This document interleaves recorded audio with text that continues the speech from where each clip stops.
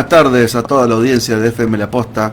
Estamos iniciando un nuevo programa, siendo las 21:17 horas del día viernes 22 de enero, ¿sí? Un día antes del cumpleaños de mi hijo, que hoy ya después lo voy a saludar. Y empezamos un nuevo programa de historia con el señor compañero Fabián Ortiz. Sí, que según dicen por ahí, el mejor profesor de historia de la ciudad, dicen, no sé. Así dicen, y el mejor profesor de historia de toda la ciudad de Pergamino y el condado. La humildad la dejamos para otro día. No existe la falsa humildad, no queremos la falsa modestia. Y este programa se llama Que viva la historia. Exactamente. ¿Cómo andas, Darío? ¿Bien? Bien. Bueno. Caluroso el día, estamos transitando un verano caluroso. Un verano caluroso, bueno, para los que nos escuchan, pues esto va a quedar, estos audios después los vamos a subir a distintos lugares, así que les decimos que estamos grabando esto acá en Pergamino, Argentina, en enero del 2021. Enero 2021. En enero del 2021 estamos grabando esto, y bueno, seguramente lo van a escuchar hasta la eternidad, estos audios, porque van a ser muy, ojalá que queden, muy valiosos. Queden y de acá podamos extraer algo después provechoso que quedan grabados en el tiempo, ¿no? Seguramente. Bueno, Darío, estuvimos debatiendo un poco sobre cuál iba a ser el primer ahí salió. Se me salió a mí. Queden y acá podamos extraer ahí está, le quiero bajar el volumen, ahí está. Ahí está. Hay como un delay ahí. Estábamos debatiendo un poco durante la semana cuál iba a ser el primer tema que íbamos a estar tocando en el programa. Y bueno, dijimos, vamos a arrancar casi por el principio, ¿no? Y sí, porque bueno, hay otra génesis para lo que es la historia de la humanidad, pero vamos a algo que es más que nada el continente, uno de los continentes, nuestro continente americano, y elegimos el poblamiento americano, un tema que es de suma y crucial importancia, porque ¿qué pasa con esto? Ocurre que nosotros lo enseñamos y muy poco tiempo lo pasamos por alto, o sea, lo trabajamos y hacemos hincapié muy poco tiempo en clase. En la escuela, claro. Sí, qué bueno empezar por acá, ¿no? Por el lado educativo, ¿no? De decir, bueno, este es un tema que se trata en primer año de la secundaria. En ciencias sociales. En ciencias sociales, primer año de la secundaria. Nosotros, tanto vos como yo, que somos profesores de historia, que hemos trabajado mucho en estos primeros años de la secundaria, muchos colegas docentes que tienen que enseñar este tema puntualmente en el primer año.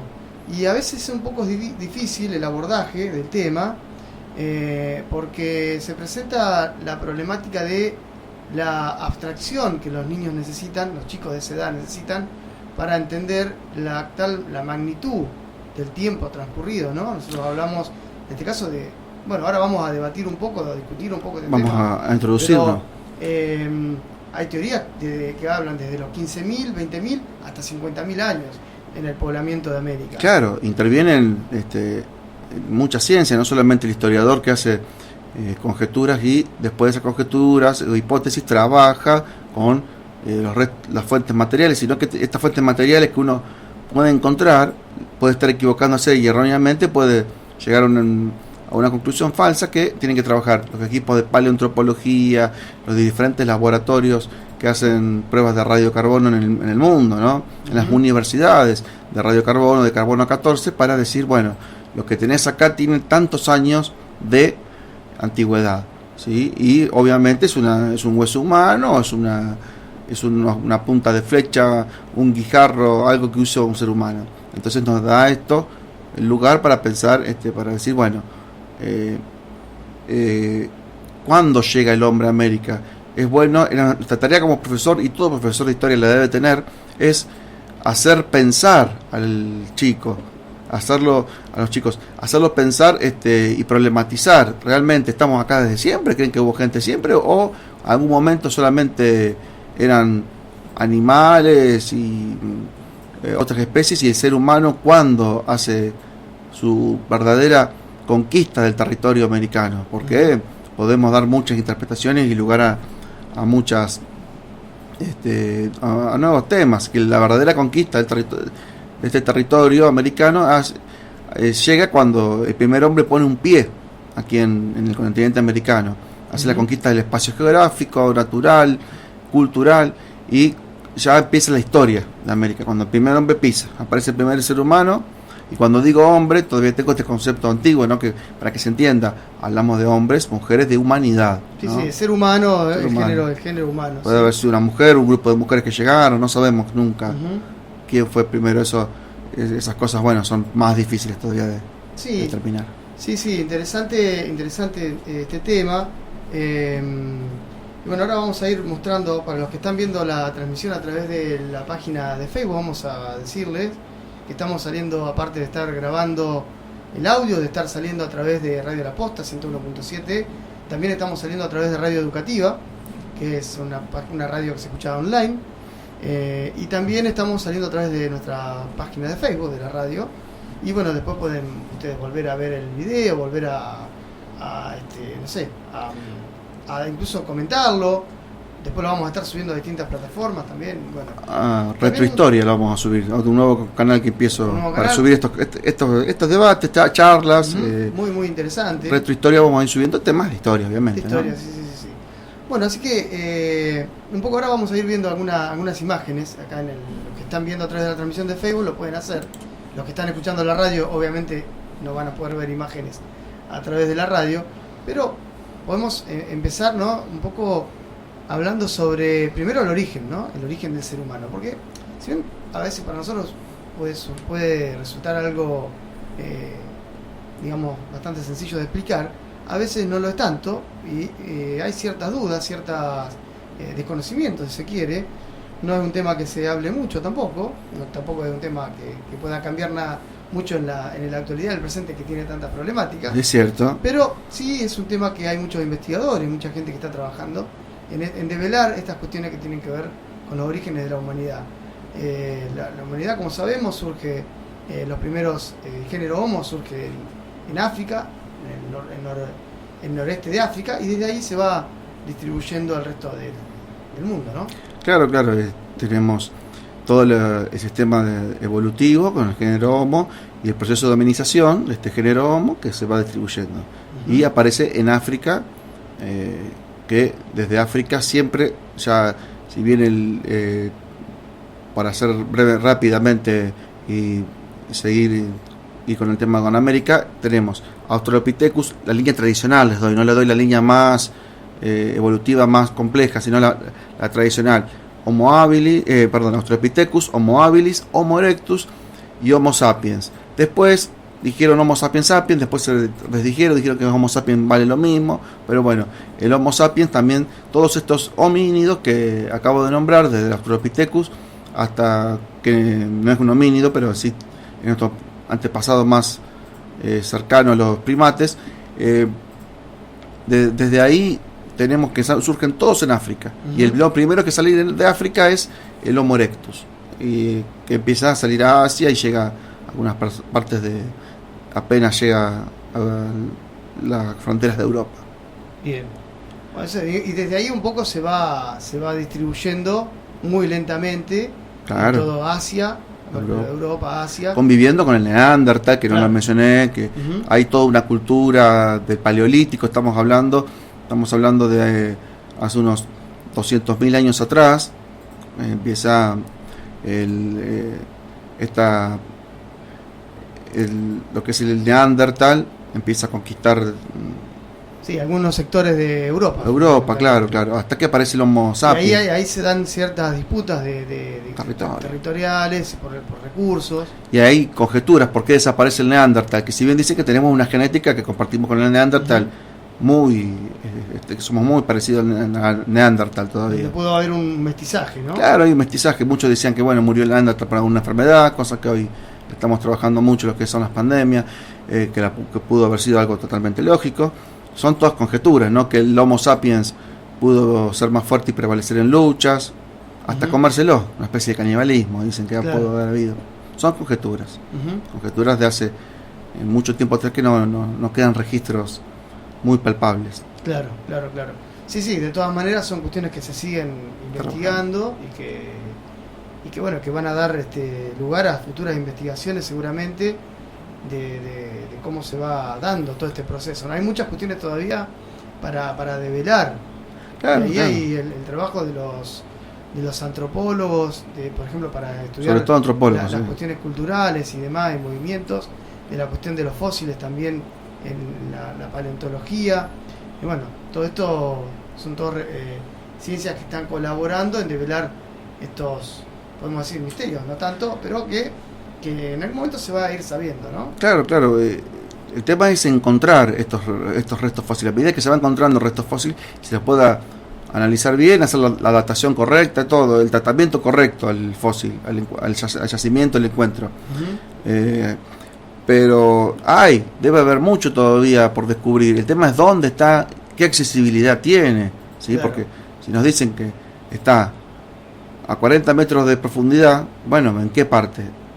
No sabemos ni cómo empezar a buscarlo, no, es Claro. algo muy difícil de encontrar. Todo lo que se encuentra es mucha suerte, Uh-huh. y es lo que menos se encuentra. Siempre lo que se encuentra es lo que menos, es lo menos que... Sí, tampoco pensar que cuando se encuentran restos fósiles se encuentra una persona completamente entera, completa, no, para se nada. encuentran fósiles que son de muchísimos miles y millones de años, Claro, y que esos fósiles que se encuentran a veces es una parte de un hueso, una parte de un fémur o incluso un diente, Un diente, o sí, incluso sí. una parte de un cráneo, y bueno, y eso es lo que da lugar a las Trabajos. a los distintos trabajos, las distintas conjeturas acerca de qué pudo haber pasado, de cómo se pudo ir dando ese movimiento de personas a lo largo de la historia, ¿no? De la prehistoria en este caso. Claro. Estamos hablando de cuestiones que ocurrieron antes del inicio de la escritura. Entonces, bueno, esto es prehistoria. Bueno, y ya puntualmente yendo a lo que es la llegada a América, ¿no? El ser Acá humano, estamos, vamos al punto. ya para ir viendo este tema de cómo es que si el ser humano surge en África, aunque hay algunas teorías, incluso de algún argentino que, Un argentino que que propuso que el surgimiento del ser humano había sido en Autóctono. el sur de la provincia de Buenos Aires, incluso. Claro. En este sector Era de aquí de América, claro. justo en provincia de Buenos Aires, ¿no? Claro, sí. Florentino Maguino. Florentino Meguino. Sí, que al final era una teoría que estaba errada, pero que tuvo en su momento, llamó la atención, ¿no? Sí, tuvo repercusión, y que, como muchas teorías, esta teoría fue fácil y rápida de aclarar y descartar. Como muchas teorías que se postulan por mucho tiempo, algunas pueden seguir porque no hay nada que lo contradiga. Cuando no hay nada que lo contradiga, queda la teoría, queda en suspenso, queda como una Claro. posibilidad. Cuando aparece algo que la reafirma, bueno, se reafirma esa teoría, se comprueba, o que aparece algo que la descarta totalmente. En este caso, Florentino Meguino fue la causa por la que vino Lamarck a la Argentina. La única causa. Dicen que fue para hacer un congreso y totalmente desmentir que el hombre, y se demostró todo, que el hombre no había aparecido en América, sino que el hombre aparece en América a través de diferentes tipos de migraciones. Claro. Recordemos para un poco para aquellos que están escuchando, y dicen, Sí, bueno, sí, ¿cómo audiencia. surge? El primer australopiteco se encuentra en la zona de Etiopía, ya tan conocida, y para los ámbitos académicos, prehistóricos, se la conoce como Lucy, porque es el esqueleto de una mujer, Nuestro Epithecus, sí. ¿sí? Que se encuentra en la zona de Etiopía. Son fragmentos casi completo. El más completo que hay, se es encuentra el más completo. Y pertenece a un homínido de la especie Australopithecus afarensis, que vivió de entre 3,2 y 3,5 millones de años. Este es el primer rastro, vestigio de humanidad, podemos decir, Humanidad, o de sí. género humano. Claro. ¿Sí?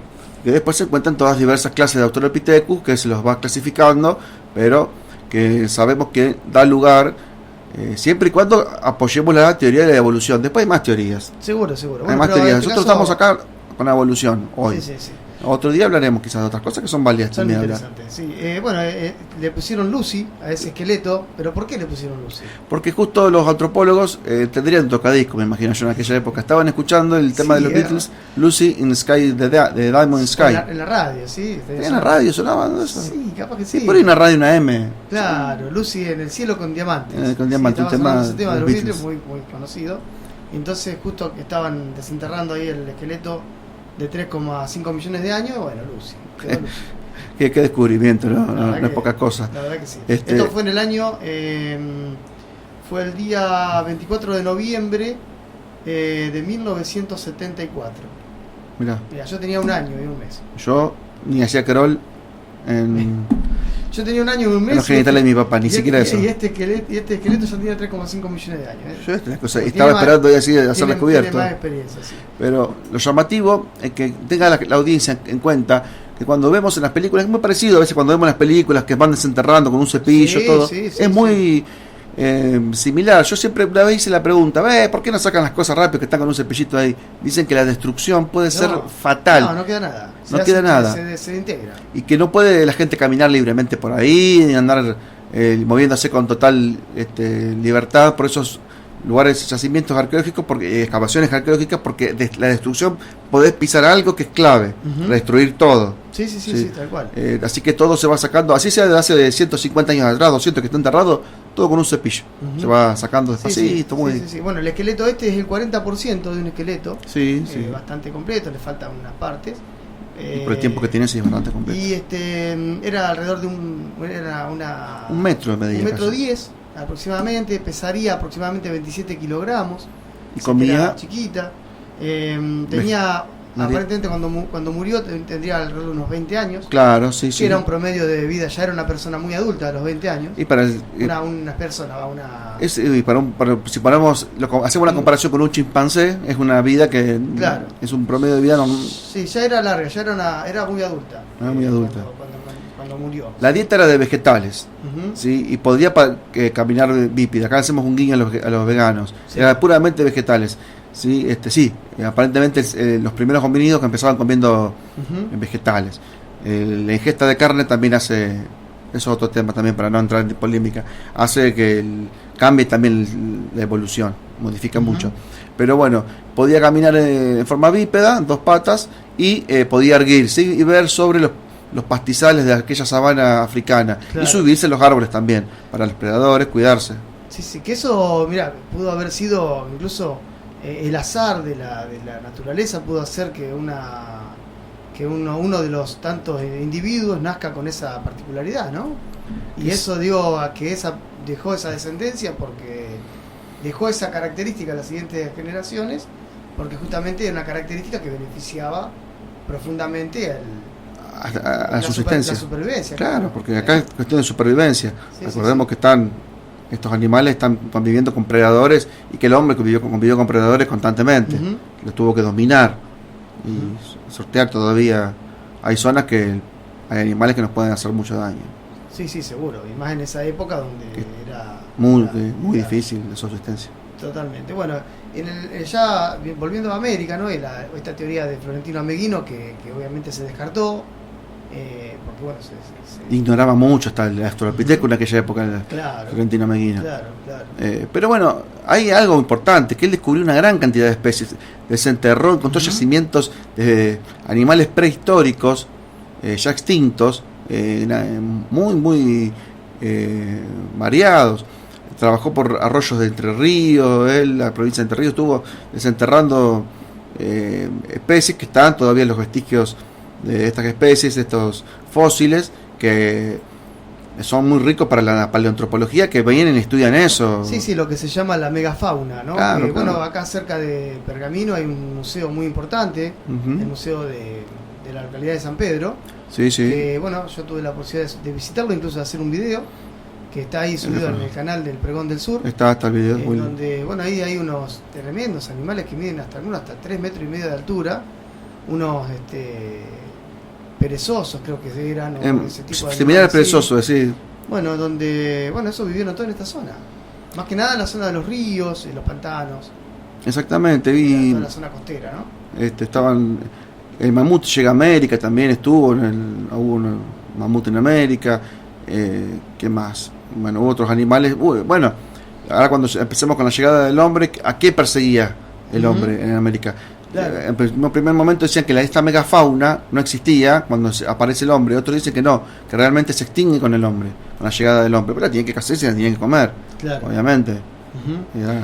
Bueno, esa teoría entonces de Florentino Ameghino queda descartada y se pasa a otras teorías, se sigue, digamos, investigando por otros lados. Y hay 4 principales investigadores hay muchos más, ¿no? Pero Hay 4 más. principales que nosotros Tradicionales. hemos estado, volvimos, ¿no?, a esta lectura que la hemos leído hace mucho cuando hemos estudiado estas cuestiones en el profesorado. Una es la del poblamiento por lo que se llama Beringia, ¿no?, o el puente de Bering.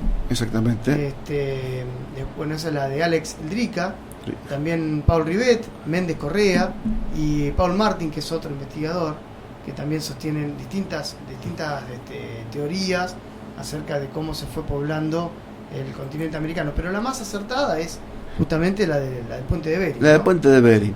Saben que el hombre llega a América, ¿sí? ¿En qué momento? Bueno, hay discusión, ¿sí? El tema fue en un momento también por dónde llega a América. Entonces ahí está la discusión que se va a generar, ¿sí? Entonces tienen que hacer estudios ambientales de aquella época, estudios naturales, geológicos, que tenían que hacer para sostener si se puede hacerlo por el puente de Bering, se podría llegar a hacer, pero hoy sería totalmente diferente a lo que fue hace unos 30.000 años atrás. Sí, bueno, esa discusión, esa investigación tiene que ver justamente con eso, ¿no? Con tratar de encontrar la explicación a esa teoría.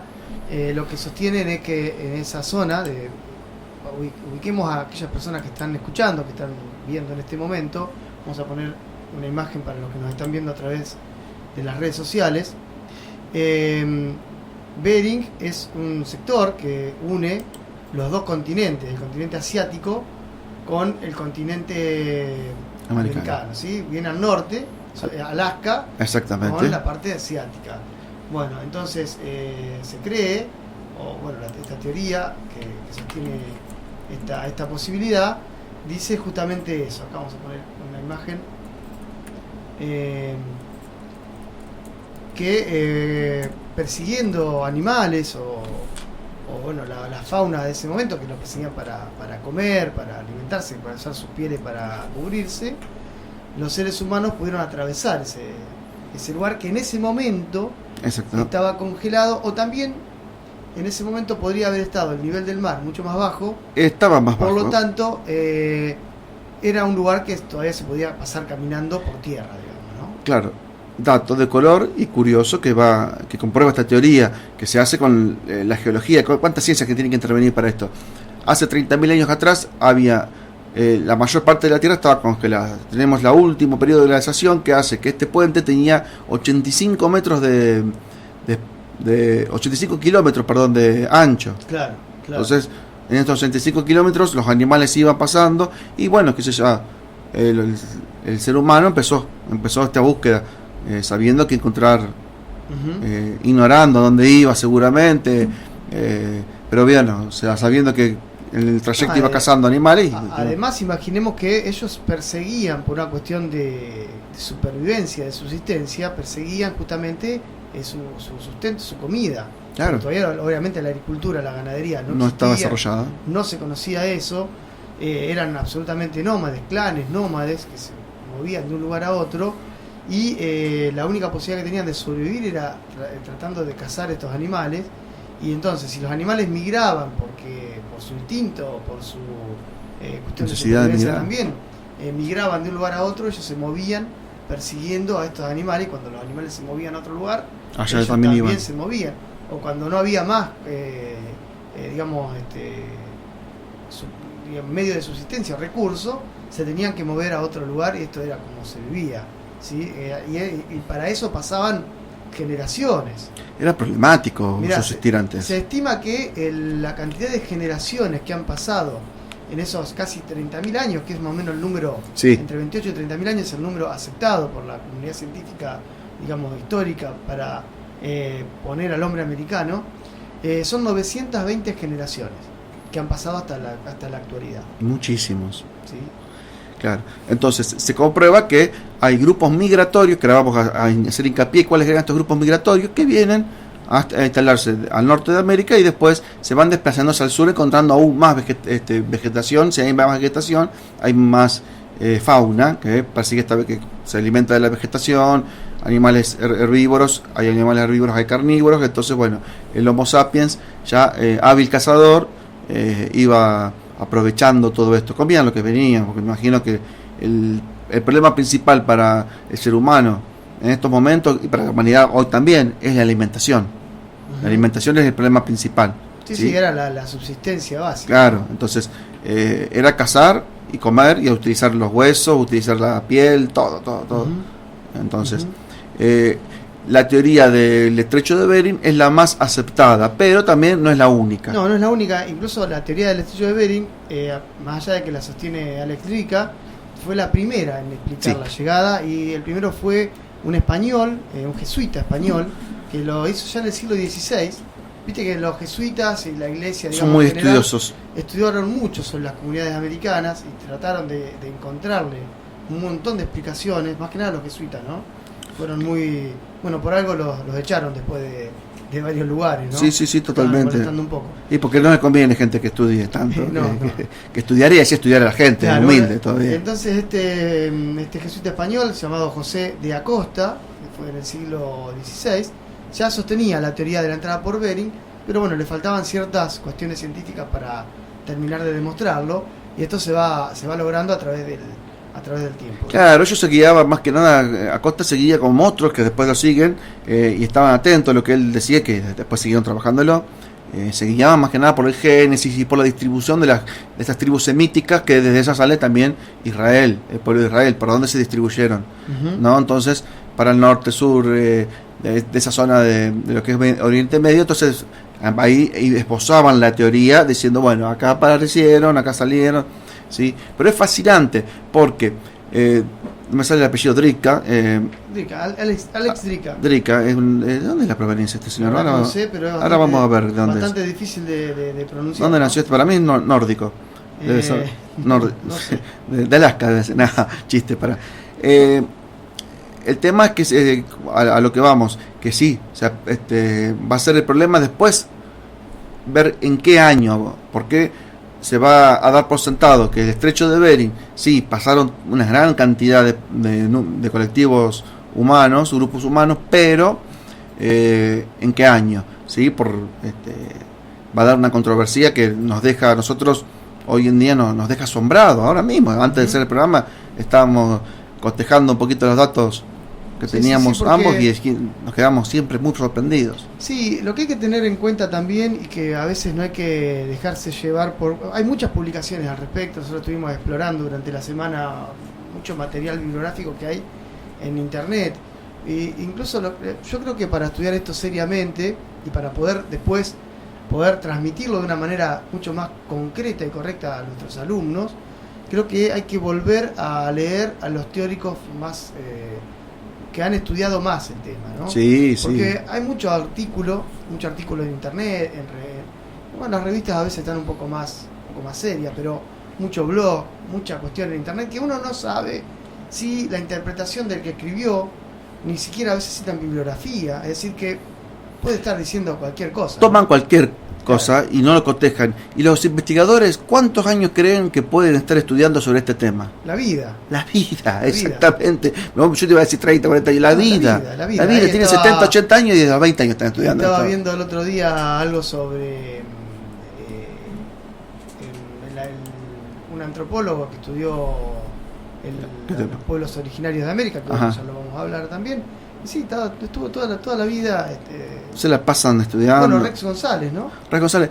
Y estos estudiosos de ciencias sociales son los que menos por ahí plata ganan. Uno cree que un investigador científico dejan su plata, su vida ahí en eso. Sí, dejan su vida porque es algo que, como a todo lo que nos gusta hacer algo, nos apasiona y lo hacen por una cuestión le gusta lo que hace, ¿no? Es comprar libros constantemente. Por lo general estos investigadores dan clases en alguna universidad porque lo han ganado con el tiempo y lo amerita. Y también mucho cuidado con los manuales, ¿no? Los manuales de secundaria muchas veces... Y sí, se ha quedado en el tiempo. Para hacerlo más fácil y rápido, ponen algo muy acotado, y ahí queda, y obvian información, y entonces queda todo. Y lo que hacen también los blogs, o un blog informativo, que hay gente que se dedica a hacer como un trabajo periodístico muy importante, es tomar, justamente estamos hablando de desenterrar fósiles, desenterrar noticias viejas, ¿sí? Quitar, que ya fueron totalmente descartadas, fueron totalmente aclaradas en congresos históricos, antropológicos, todo, y lo ponen como algo nuevo. Claro. Y no dicen qué se resolvió a raíz de todo eso. No dice nada. Siempre que haya que hacer, más que nada con estos temas que son tan, a veces, lejanos en el tiempo. Sí, y difíciles. Uno habla a veces del tema de historia argentina, hay mucho más debate actual. Porque si tenemos más material. Incluso si hablamos de toda la historia argentina, desde nuestros comienzos, hay mucho material para hacerlo, porque hay mucho material físico, ¿no? Hay la tumba de fulano, de mengano, las cartas que dejó, las botas, hasta uniformes, todo, hasta tenemos mobiliario de... Por supuesto, y hasta tenemos las camas que utilizó. Y documentación de la época. Y esto ya es mucho más interpretaciones que a veces son distintas entre uno y otro. Y quedan en especulación muchas, porque uno llega a esa conclusión después de muchísimos estudios y tiene que descartar otras especulaciones. Claro, en historia argentina o quizás europea, vos tenés hasta la cama donde durmió ese personaje, o las personas, la familia, que justamente quedó intacto y no es tan lejano. Son 400 años, que para lo que es la historia, sí, para nosotros es mucho, pero para lo que es la historia de la humanidad, esto no es tanto, lo que estamos hablando de. Es un tiempo corto. Bueno, por eso hay que tener a veces cuidado con estas cuestiones, ¿viste? Y tomarlo con la seriedad que se merece, porque son temas que van creando también un conocimiento que después se va difundiendo, ¿no? Exactamente, sí. A veces si están equivocados, ese mensaje sigue estando equivocado. Claro, exactamente. Bueno, vamos a las primeras culturas. ¿Cómo se las catalogaron? Se las catalogan por las culturas Clovis o Folsom también. Clovis y Folsom también, en América. ¿Cómo salen estos nombres, Clovis y Folsom? Es por las puntas de flecha, ¿sí? La forma de las puntas de flecha. Folsom o Clovis. Las Clovis son puntas de flecha talladas con piedra, obviamente como las que se encontraban en Europa o en Asia, también aquí en América, que son muy puntiagudas. Las Folsom son más anchas. Bien, entonces ahí se catalogan, se hacen un catálogo y una clasificación de las culturas, ¿sí? Que se encuentran en América.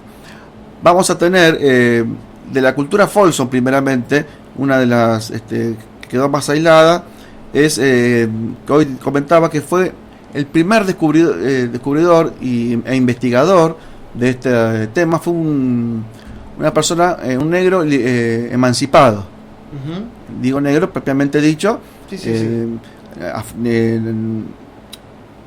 afroamericano, emancipado después de la guerra civil en Estados Unidos, que investigó en el estado de Nueva México, en un poblado, en un yacimiento, encuentra huesos que eran muy grandes de lo normal, y en estos huesos encuentra incrustadas flechas. Entonces hay estas puntas de flecha, que eran común ver puntas de flechas en América del Norte por los indígenas. Claro. Pasa que había puntas de flechas que se hacen dataciones de carbono 14 y de radiocarbono que encuentran la antigüedad de cada flecha. Entonces ahí le llama la atención a este señor. Ahí estamos viendo lo que nos están siguiendo a través de las redes sociales. Las puntas de flecha. Ahí hay una punta de flecha Clovis y una Folsom. Claro. Esas son las formas, una es más redondeada, la otra es más puntiaguda. ¿Y por qué es importante el estudio de estos elementos de caza? Porque se encuentran siempre asociados con un animal. Claro. Entonces, a veces encontrando la punta de flecha y datando la antigüedad en la que falleció ese animal, que murió ese animal, tenemos la antigüedad de ese elemento de esa flecha. Exactamente. Entonces siempre se estudia el contexto, ¿no? Lo que está alrededor de ese hallazgo. O sea que no es necesario a veces encontrar un esqueleto humano, sino que es necesario encontrar un elemento que haya sido utilizado por un humano. Claro, que deja muestras del paso del ser humano por ahí. Bueno, las pinturas, ¿no? También. Las culturas, claro. Y acá, esta persona, que yo estoy hablando, esta persona que se liberó después de la guerra civil, que nació como esclavo, en 1908 es York McShunkin, ¿sí? Encuentra, McShunkin tiene un apellido, mira, irlandés, se nota, ¿no? Que lo tomaría de algún amo anterior. Encuentra en Folsom, en esta localidad, estos primeros hallazgos, ¿sí? Que tuvieron que ser llevados a Washington, tuvieron que ser investigados, estudiados, analizados, todo en laboratorios claro, durante el siglo XX, ¿no? Que no es que en 1908 recién para el 26 tenemos los primeros resultados de sus hallazgos, ¿sí? De estas puntas de flecha, ¿sí? Claro, claro. Sí, ahí estamos viendo en la imagen ahora una imagen de este personaje, de ¿cómo era el nombre? McShunkin. McShunkin, ahí está. George McShunkin. Una foto de él. Se ve que ya había sido fotografiado y hemos encontrado esta imagen de este personaje que fue uno de los que encontró que realizó ese hallazgo, ¿no? Así que bueno, para ilustrar un poco la charla. ¿Podemos mandar un saludo? Un pequeño paréntesis, ¿podemos mandar un saludito? ¿Cómo no? A Pepe Zamora, que sí, hoy nos hablaba de Lucy. Cuando hablamos de Lucy nos hacía el aporte por Facebook de, bueno, el tema de los Beatles, va al toque, va contestando bien. Todo, y nos comenta Pepe Zamora, que desde Guerrico, que le faltan un par de finales para hacer el sindicato de los profes de historia. Bueno, bienvenido. Bien. Y acá escuchándolo atentamente, coincido que hay que volver a la fuente siempre. Bueno, un saludo para Pepe y en buena hora que termine sus finales para poder ser propiamente dicho colega ya. Sí, igual ya es colega porque ya está trabajando. ¿Está trabajando en el proceso? Sí. Un gran profe. Grande, Pepe. Bueno, también sí, esto de volver a la fuente es muy importante para todo. Para todo. Para todo siempre en la historia. Los manuales de la escuela a veces son muy simplistas y a veces hasta confunden. Sí. Y bueno, entonces muchas veces nosotros cuando estábamos estudiando en el profesorado renegábamos bastante. No sé si te habrá pasado a vos, Darío. Vos no sé si estudiaste acá. En Rosario, bueno, pero igual. Nosotros hacíamos el profesorado y renegábamos mucho con algunos materiales que nos daban para leer. Historia americana renegué muchísimo con la profesora. Buena onda, la mejor, pero renegaba yo con todo lo que nos daba para leer, que en la punta de flecha. ¿Cuándo vamos a aplicar esto? Bueno, pero es que tiene que estar. Es necesario darlo, es necesario porque estás hablando de una historia americana que pasó hace mucho tiempo. Me acuerdo que nos hacía analizar las figurillas, Patricia, profesora, figurillas de arcilla que habían encontrado. Yo, ¿qué quiero saber esta figurilla de arcilla? Esto es un plomazo, decía yo, y lo leía, porque te lo tomabas, después te lo preguntaban en el parcial, qué sé yo, ¿viste? Claro, sí. Y Trachia, el apellido, Patricia Trachia, ahí me acordé bien. Muy buena, ojalá retome contacto algún día con estos profesores que... Bueno, a lo mejor a través del Facebook, de YouTube, y busqué algunos, los encontré, sí, algunos que encontré y los tengo. Bueno, yo tengo la suerte de que como yo estudié acá, en Pergamino, los cruzo siempre. Algunos con gracia y otros con buena onda. La mayoría no sé, yo no los conozco mucho, porque me han dicho, vos lo conocés a fulano, no sé quién es. Algunos están jubilados, algunos son colegas incluso que siguen ejerciendo y nos cruzamos a veces en alguna escuela. Sí, me agarró una profesora, no me acuerdo, me dice, usted no estudió acá, me dice, ¿cómo sabe? Yo nunca había abierto la boca, yo era nuevo. Claro, y no, porque yo soy profesora fulana de tal, de instituto, y hace no sé cuántos años que estoy. Así que usted por acá no pasó. Ah, no, yo vengo de Rosario, bueno, tienes que explicar. Profesoras que no voy a nombrar, que bueno, bien, igualmente muy correctas. Muy correctas, ¿no? Por suerte. Son las cuestiones del oficio, ¿no? Sí. Pero bueno, interesante. Bien, y acá McShunkin, el amigo, fue el primero en encontrar las puntas de flecha Folsom. Sí. Que la estábamos viendo en la imagen. Las imágenes, bien. Y después pasamos a la cultura Clovis, los descubrimientos de la cultura Clovis, que si bien, para ser preciso, la cultura Folsom nos data de hace unos yacimientos de hace 10.000 años antes de Cristo. Nos da a entender, ¿sí? Y ahí nos deja a nosotros entender que si fueron encontrados estos de 10.000 años antes de Cristo, bueno, estamos viendo que el Homo sapiens, ni bien aparece como propiamente dicho, Homo sapiens hace 30.000 años atrás, no tardó mucho en empezar a conquistar espacio en la Tierra. De eso te quería hablar. Porque según algunas investigaciones que se hicieron en esto, y acá vamos a hablar de otro investigador que es Paul Rivet, Sí. No, perdón, Paul Martin. Ajá. Me confundí con otro, que Paul Rivet es el anterior que estábamos hablando. Sí, Paul sí. Martin es un antropólogo estadounidense justamente, y él sostiene que para cubrir todo el territorio, se tardaron 1000 años. Es decir, para llegar desde Alaska, desde Alaska, desde el Bering, hasta la Patagonia Argentina. Él sostenía eso, pero fíjate vos que hay nuevas investigaciones hechas justamente por el CONICET. Sí, Porque el CONICET ha estado trabajando mucho en el sur, haciendo investigaciones con los pueblos originarios y buscando también todas estas relaciones de hallazgos arqueológicos. Según el CONICET, se estima que son 5.000 años. 5.000. En llegar desde Alaska, desde donde entraron, Claro. hasta cubrir todo el territorio. Entran por Alaska la primera. Esa es la primera oleada ola. que entra por Alaska. Claro. Sí, la corriente, que después vamos a hablar de las otras, que Sí. son más recientes. Exactamente. Después, bueno, así que vos fíjate el tiempo, ¿no? Y la 5.000 cantidad, años. 5.000 años para cubrir todo el territorio americano, lo cual es grande el territorio, ¿no? Pero son muchos años. Y es grandísimo, es extenso, es más extenso. Imagínense que esto era avance, Retroceso. avanzaban caminando ciertas cantidades de kilómetros, se establecerían a lo mejor noches, días o meses en un lugar, Sí, estarían ahí, caminarían, volverían hacia atrás, irían hacia los... Bueno, se encontraban con otros grupos, pelearían, Bueno. catástrofes naturales, fenómenos que O sea, hasta algunos han quedado en el camino, seguramente. la vida nómade era eso, ¿no? Era ir avanzando hasta ir cubriendo territorio y dejando atrás lo que quedaba, o tal vez algunas culturas se iban quedando. Después vamos a hablar ya en el próximo episodio de este programa de cómo se fueron dando procesos de poblamiento ya más permanente, ¿no? Totalmente, sí, vamos a avanzar. Pero bueno, fíjate vos el tiempo, ¿no? Que fue necesario para recorrer todo el territorio. Exactamente. Bien, continúo. Y las puntas de flecha Folsom, Las Clovis. Las Clovis, aparecen, ¿sí? En los descubrimientos, que son las más puntiagudas, que hoy las veíamos en imágenes. En un primer momento se creían que eran de 9.000 años antes de Cristo, otras de 8.000, ¿sí?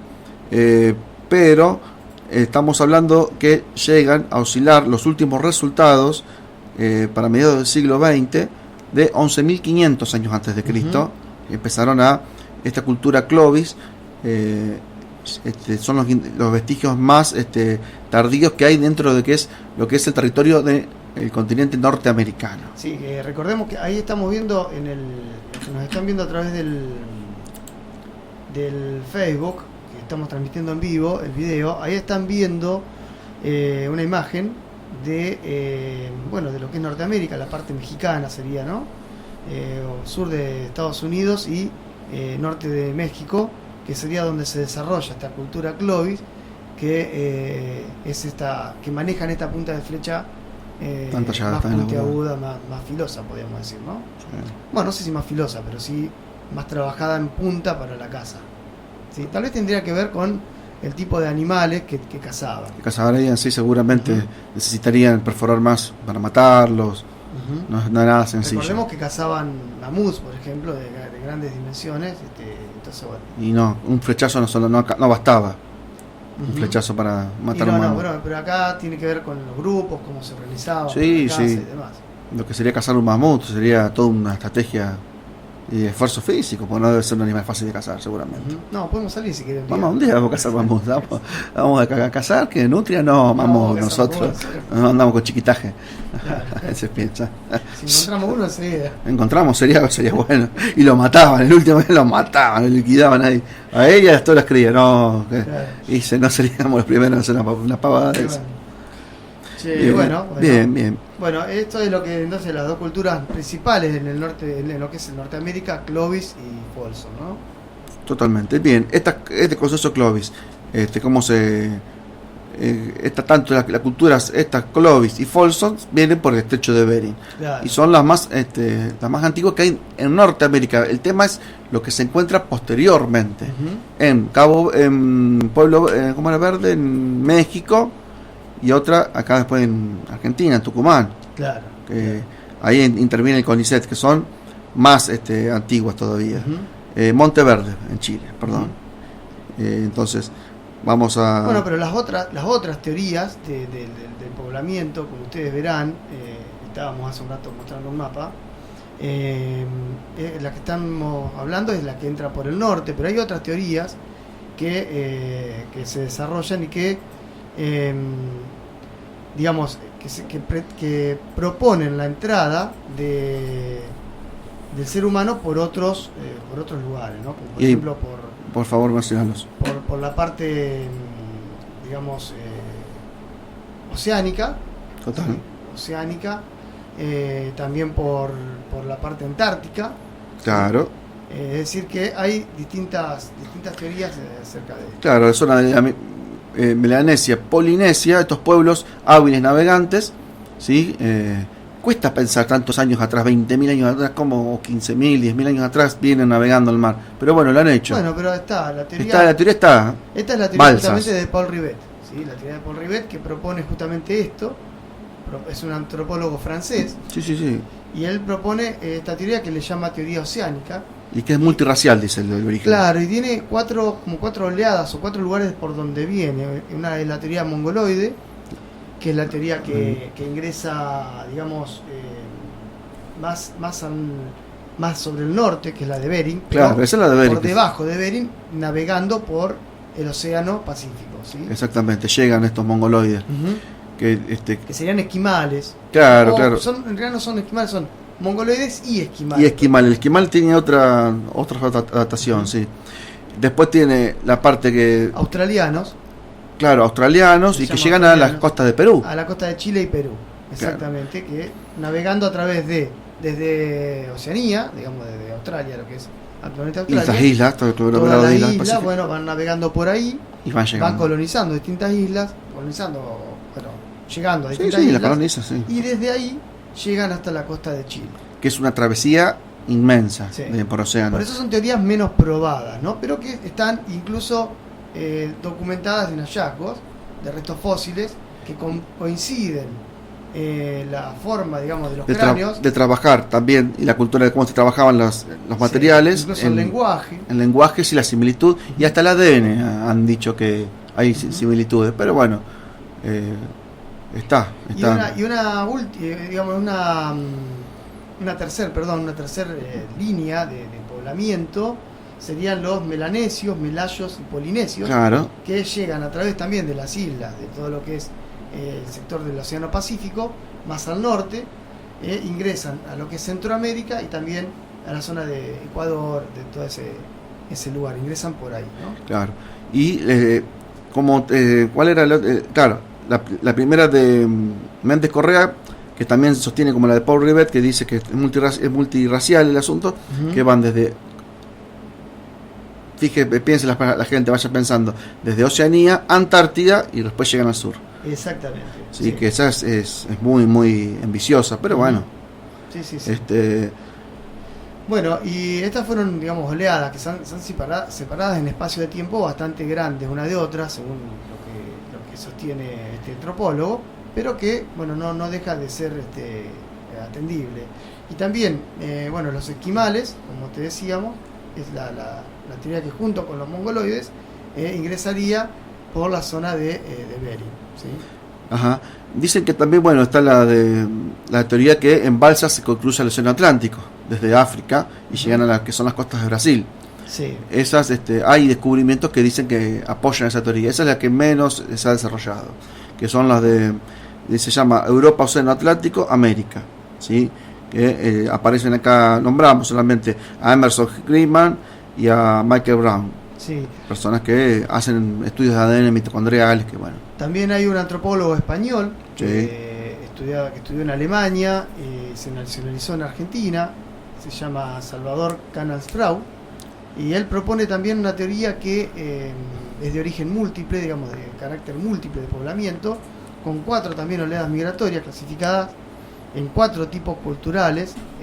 Le llama bajas culturas, que es una primera invasión paleolítica que entró por Beringia y se extendió por América. Después las culturas medias, una segunda oleada, procedente también de Mongolia, a través de un grupo esto lo reconoce a través de un grupo de cráneos que él encuentra en las Islas Aleutinas, que son justamente las que están en esa zona. Claro.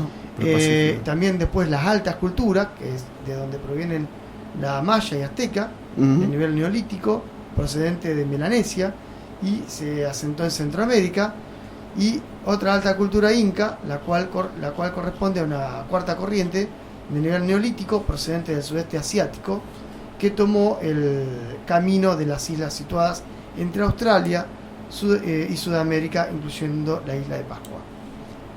Así que bueno, estas son un poco las distintas teorías sobre cómo se llega al poblamiento americano. Total. Era más, para mí sería la más conveniente aceptar. Son 4, no descartás ninguna, aparentemente. Sí. Pero Bueno, están.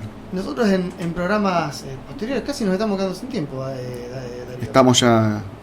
Nos quedan 10 minutitos de programa, un poquito menos. Podemos nombrar la última, la más. Sí, la que sí. más descarto. Vamos a redondear en esto y vamos a dejar pendiente para la próxima entrega del programa.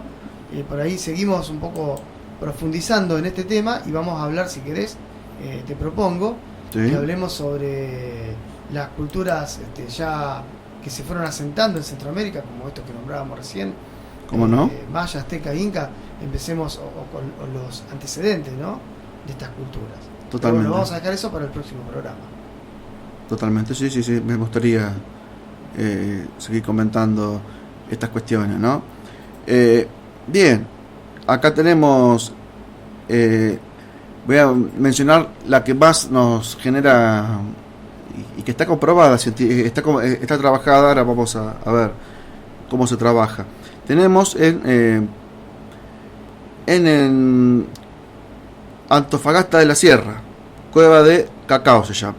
Uh-huh. Artefactos líticos se han encontrado aquí asociados a 2 costillas de Milodote datados en 40.000 años antes de Cristo. Y esto se lleva a diferentes. Acá intervino el CONICET también y diferentes investigadores de norteamericanos y llevarse restos para analizar en diferentes universidades en el mundo que dan esta datación como exacta, 40.000 años ya antes de Cristo atrás. Uh-huh. Es mucho, pero bueno, no es sencillo. Esto es en provincia de Catamarca. Ajá. Estos yacimientos. Quizás puede ser cierto o no. La datación dan de radiocarbono son algunas son muy precisas, otras son quizás menos precisas, pero hay una variación de 3.000 a 4.000 años en algunas. Uh-huh. Lo que varía según Claro. algunos análisis de laboratorio, pero no hay ya tanta diferencia entre un laboratorio y otro. Ya hoy tienen métodos que son casi infalibles. Claro. Bien. Bien, bueno, nos manda un saludo a través del WhatsApp nuestro amigo, compañero Mauricio Renzoni. Bueno, un saludo muy profesor de grande. geografía. Le vamos a mandar un saludo. Está escuchando, dice muy interesante el programa, lo está escuchando en vivo en este momento. Así que le mandamos un saludo, gracias por escucharnos. Bien. No sé si hay alguien más saludando a través de las redes, yo no lo puedo ver acá. Yo le mando un saludo a Sabrina, que nos está escuchando, mi novia. Un beso muy grande. Sí. También a Marina, que debe estar escuchando, o debe estar viendo Masterchef, no sé. Masterchef, quizás está ahí, yo la vi con la sartén en mano, me parece. Estaba ahí con Masterchef, quería hacer algo más. Y al club de amigos de Pablo Drivet, nada, mentira. ¿Qué cosa esta gente? Y fanático de las puntas de flecha. Nos mandan un saludo y un puntazo de flecha seguramente en el corazón. No tenían muchos clubes de fans, porque son investigaciones que no generan mucho, ¿no? No son muy populares. Lamentablemente, ¿no? No son tan populares. Yo creo que yo he andado por el norte, no muy al norte, he ido hasta Catamarca el año pasado, y antes de la pandemia, ¿no? Claro. Y pude encontrarme en algunos museos con algunas puntas de flecha, muchas de ahí de la zona, pero también me comentaron que mucho del material que se encontraba antiguamente, hace 100 años atrás, o un poco menos, incluso 40, 50 años atrás, era llevado del país. Incluso containers enteros de material de lo que era alfarería, puntas de flecha, restos fósiles de animales para hacer estudios, todo se llevaba del país. Y no había control. Fíjate que en medio Egipto está en el Louvre y en Claro, Cairo, y actualmente, y en Londres. bueno, hay un poco más de control. De todas maneras, hemos estado en museos que les falta infraestructura, donde uno ve que hay materiales muy antiguos, que están a veces con lugares de goteras, donde hay Humedad. mucho calor, humedad. Digamos, la conservación de eso debería estar un poco más cuidada como patrimonio, ¿no? Mira, yo recuerdo la disputa que hubo en su momento con lo que fue el descubrimiento en la egiptología, como comentaban que había muchas cuestiones, muchos descubrimientos y hallazgos de Egipto, el Egipto antiguo, estaban en el Louvre y en Londres. Uh-huh. Ahí tenías todo. Es más, en Francia y en Inglaterra vos podés encontrar estatuas gigantísimas que se han llevado de la Mesopotamia asiática, cosas que vos decís que se las trajeron, porque nadie controlaba en esos países tampoco. Claro, claro. Y acá tampoco, quizás en Argentina en su momento. ¿Qué se llevan? ¿Viste? Por ahí no había todo un trabajo desde el Estado también que tiene que controlar y si esto se queda acá. Esto es un lindo tema para tocar en algún otro programa. También estuve recorriendo en La Rioja una mina antigua, la mina de Mirta Legrand. No, mentira. Estaba Mirta. Ahí en la zona de Chilecito hay una mina que se llama La Mexicana. Ajá. Que era donde se extraía oro. Ah, mirá, claro, sí, hay minas de ahí plata y oro. Una compañía de ferrocarril instaló un cablecarril que tiene, no sé, la cantidad de miles de metros que tiene hacia la montaña, y lo tuvieron operando durante 10 años más o menos, y se llevaban los barcos, o sea, en el tren de ahí salía hacia el puerto y se llevaban los barcos cargados con piedra, que después pero eso se procesaba directamente en Inglaterra, ¿sí? y en Alemania. O sea que se llevaba la piedra directamente para procesar afuera y declaraban, no sé, 4 kilos de oro. O sea, así funcionaba, ¿no? Cuando no hay mucho control, cuando no hay mucha Estamos hablando conciencia. del principio del siglo XX. ¿Sí? Claro.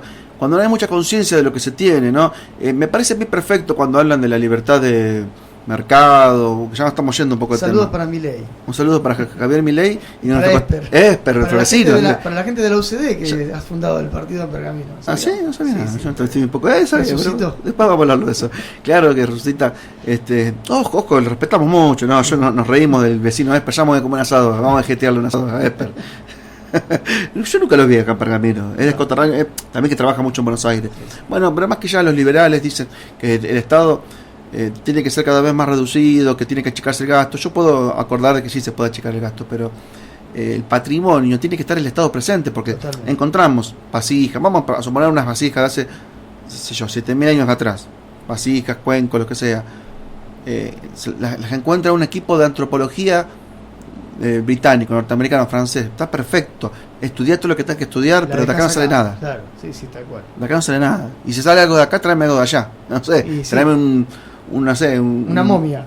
No, por lo menos un Monet, algo, un Cézanne, un cuadro, ¿viste? Hagamos un cambio, que te van a decir que no. Entonces, bueno, listo, entonces hay que dejar todo acá quieto. Claro. Hasta acá el pillo, ¿viste? Sí, traigan la joya de la corona de Inglaterra. Hay mucho en Argentina para investigar, pero bueno, sí, para no irnos del tema, y nos queda muy poquito tiempo de programa, nos están quedando alrededor de 5 minutos.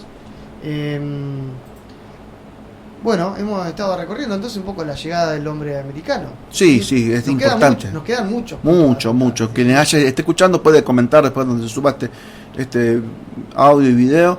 Puede comentar lo que sea, que se nos ha escapado mucho seguramente, que es difícil abarcar todos. La idea de un poco de este programa no es tanto dar una clase, sino que es un poco charlar y debatir sobre estas cuestiones, porque nos permite también abrir al diálogo con nuestros oyentes, que sabemos que son muy cultos y son profesores o futuros profesores que están estudiando. Entonces no queremos nosotros dar la clase puntualmente, porque eso lo hacemos igual nosotros en otros medios que tenemos, porque esto es un multimedia aparte, ¿no?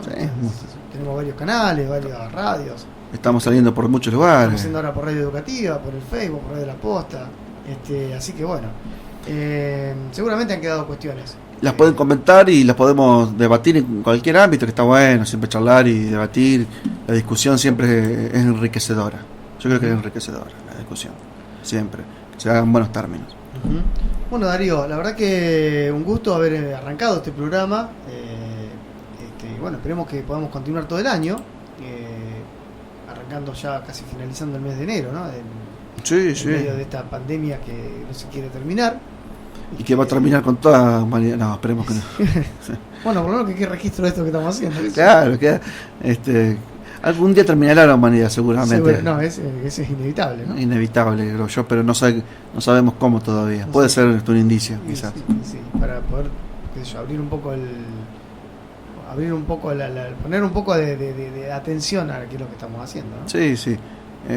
Escapémonos a Marte antes, pero bueno. Está. Bueno. Como decía Darío, si quedan dudas, si quedan comentarios para hacerlo, pueden hacer en los comentarios que quedan en las redes sociales. Este video queda subido acá en el canal, en la página de Radio La Posta. Pronto también se va a estar subiendo al canal, mencionalo Darío, ¿cómo se llama el canal? Retrohistoria, un canal nuevo. Un canal nuevo también que vamos a subir estos programas y bueno, cuestiones derivadas de la historia, ¿sí? Vamos a estar atentos si surge también para subir algo, una parte también al Pregón del Sur, siempre atentos estén que salen temas parecidos a esto, bueno, son temas que se dan más en clase. En el Pregón del Sur, que también es un canal de YouTube, para aquellos que no saben, pueden encontrar temas más relacionados con lo que tiene que ver la historia argentina y americana más del siglo XIX. Más puntual y para el estudiante. Pero no nos digamos que es la columna vertebral del canal, pero no es lo único. Y también se pueden hablar de otros temas, de otras cuestiones. Claro, se puede hablar. Bueno, así que los invitamos a sumarse a Retrohistoria en YouTube, búsquenlo, al Pregón del Sur también. También en las redes sociales pueden encontrarnos como Radio La Posta y como Radio Educativa. Las dos radios en este momento están transmitiendo en duplex. Y también en sus correspondientes perfiles de Facebook, Instagram y demás. Lo que no usamos mucho es Twitter, porque no lo entendemos, la verdad. No me gusta Twitter, no sé, yo no lo entiendo. Está abandonada la cuenta, muy vaga de Twitter. Bueno. Será que es para gente inteligente, supongo. Porque todos los políticos y famosos usan Twitter. Sí, pues es una cloaca Twitter, qué sé yo. Yo lo que veo hay mucha agresividad por ahí. Está bien. Bueno, es la hora de... No vamos a decir la hora porque después nos escuchan en otro horario y dicen, ¿por qué dicen la hora? Están locos esto. Bueno, así que ya hace una hora que estamos acá transmitiendo en vivo y saliendo al aire por Radio La Posta. Y nos vamos yendo. Sí señor. Estuvimos una hora hablando, lo cual merece que mínimamente nos den un me gusta en los correspondientes perfiles y también una suscripción, ¿por qué no? Bueno, sí. Y todavía no estamos viendo plata, pero ya le vamos a pedir. Ya vamos a empezar, ya vamos a pedirle a Esper y a Milei sobre todo. Sí, pará. Con su libre acción. Todo lo vamos a pedir, sí. Bueno, nos vamos. Un beso grande y un saludo grande para todos. Bueno, muchas gracias. Chau, hasta la próxima. Si los que escuchan por la radio, el viernes que viene a las 9 de la noche. 9 de la noche, exactamente. Vamos a corregir la publicación que estaba por ahí, que decía a las 8. A las 8. A las 9, porque todavía a las 8 hace calor y bueno. Es un Lorca tremendo. Sí. Así que a las 9 de la noche, en vivo, por Radio La Posta, por Radio Educativa, por Facebook. Y después pueden ver este video donde ustedes lo quieran buscar. Un retrohistoria, mucho que vale. Muy bien. Vamos a irnos con algo de música, ¿te parece? Dale. A ver, no sé qué tengo por acá. A ver. Déjame esperar que busque, porque qué sé yo. Hay de todo. No sé si te gusta el rock and roll, a ver. Me encanta. Vamos a ver. Ahí está. Que va. Un saludo para Nano, que estaba escuchando. Nos dice que excelente programa, nos manda un saludo y que tengamos éxitos. Así que un gran saludo para él, gracias por escucharnos. Bien. Hasta la próxima. Darío Anuch y acá Fabián Ortiz en la producción y conducción de este programa. Que viva la historia. Hasta la próxima.